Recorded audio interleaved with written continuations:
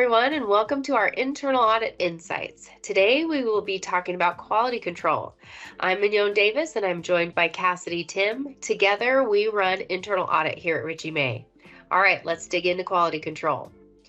We often have conversations with clients around quality control requirements for HUD, Fannie, and Freddie. And in last month's episode, we talked about some resources that Fannie Mae has published to help sellers and servicers with quality control. So let's talk about Fannie Mae first. Fannie Mae has a huge focus on QC. And if you're trying to get approval or have been through a MORA, you know that they focus on QC.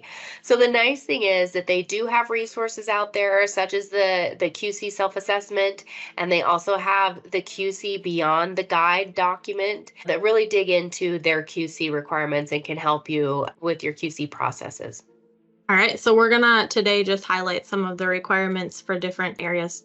The first one is pre-funding and post-closing QC. So Fannie Mae has established requirements for that. They do have new sampling requirements that have been published within the last year for pre-funding reviews.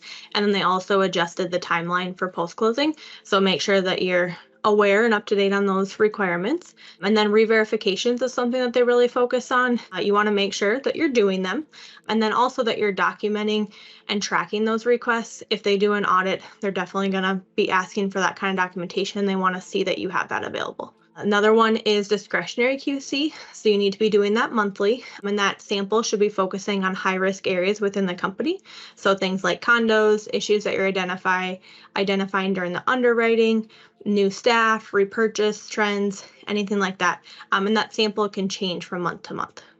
And then they also have requirements on collateral risk assessment. So that form 1044, this is something that if you look at the selling guide, it seems like it's an optional thing of a resource that they have out there. But we've heard from multiple clients that, they really encourage you to use this, and it may be something that they note within a MORA if you don't have that, either utilizing the form or have those questions built out within your QC process. Then they also require TPO reviews. So for any active TPOs, you need to make sure that you're reviewing some of their loans each year and at least one within a 12-month period.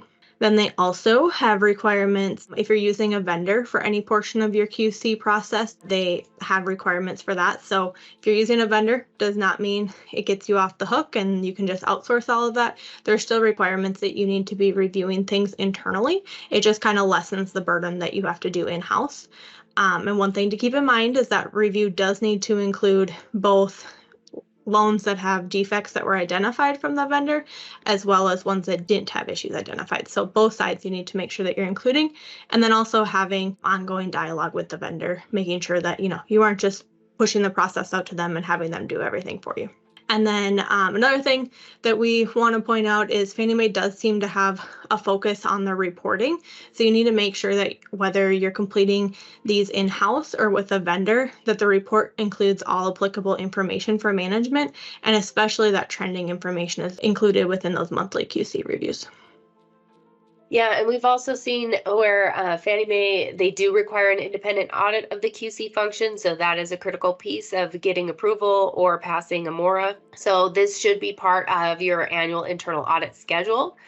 And the selling guide states that it needs to be done, that there is a requirement for this internal audit over the QC function. However, it doesn't state the frequency of how often that audit should occur. However, their QC self-assessment checklist, as well as their Beyond the Guide, state that it needs to be annual. And we have seen clients get MORA findings for not doing that annual internal audit over the QC functions. So it really does need to be completed each year. Now, Fannie Mae also has requirements for servicing QC as well, and their guidance states that all operational areas need to have regular quality control testing.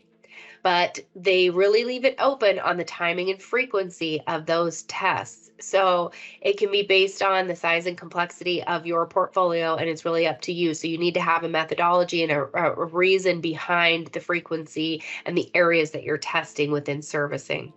Now let's pivot a little bit and talk about HUD requirements. So HUD also has a lot of QC requirements for pre-closing or pre-funding and then post-closing QC reviews as well. And they also have established sampling requirements. Now your QC plan must include the sampling methodology that you use for this.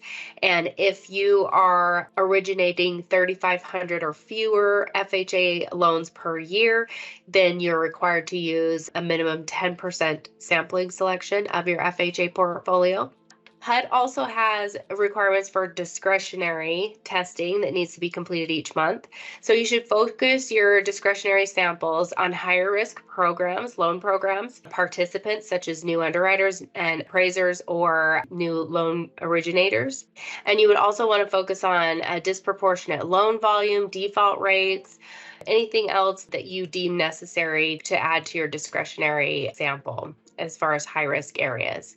All right, and then HUD also calls out some appraisal field review requirements that need to be completed within your monthly QC reviews. And then they also have a section on EPDs, so making sure that you're reviewing them. One thing about HUD is that you need to make sure that you're identifying them correctly, and then also that you're performing those timely reviews. Then they also have a section on rejected application reviews. So this needs to be sampling your rejected applications monthly and checking for discrimination. And this really should be above and beyond that second level review that typically takes place after the decision is made. So the rejected application QC review process is not taking place as part of the actual operation of rejecting the application. It's really that second level that's looking at the whole process of that. And then similar to Fannie, they also have vendor review requirements. So if you're using a vendor, can't just offload it to them and set it and forget it. We need to make sure that you're having that monitoring and auditing the auditor.